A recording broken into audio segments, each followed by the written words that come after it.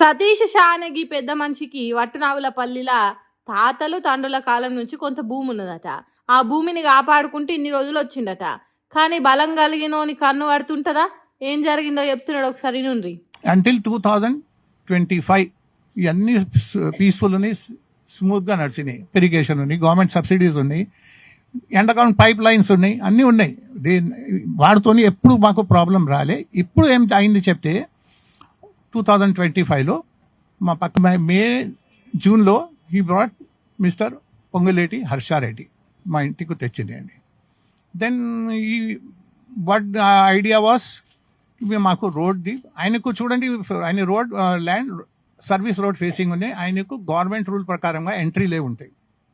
So ఈ లోపల మీరు వచ్చినవి ట్రంపెట్ రోడ్ ఇంకా నుంచి మాకు భూమిలో కొద్దిగా 100 feet రోడ్ ఇస్తే మాకు ఉపయోగం వస్తే, మాకు ఫ్యూచర్ డెవలప్మెంట్ కోసం.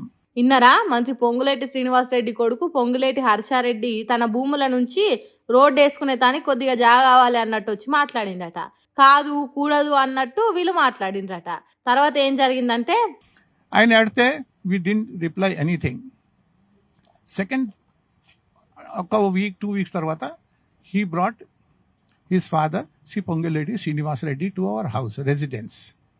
courtesy call or whatever you say, it was introduction clause, but మాకు later on తెలిసిన ఇంటిమేటింగ్ ఉన్నాయి ఈ కాల్, ఇంటిమినేటింగ్.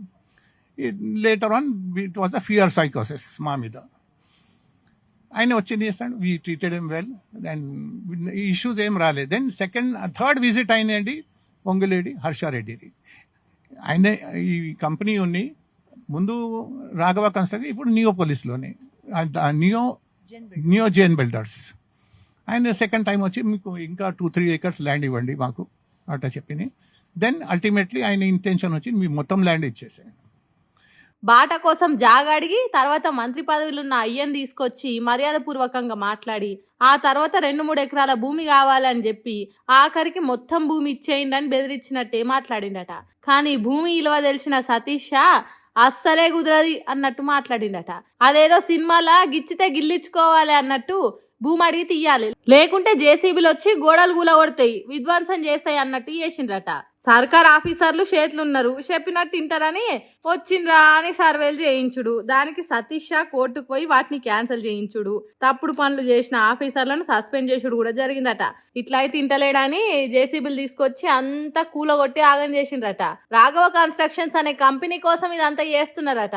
ఇక చెప్పుండ్రి, దునియాల న్యాయం ఏడున్నది, ధర్మం ఎక్కడున్నది?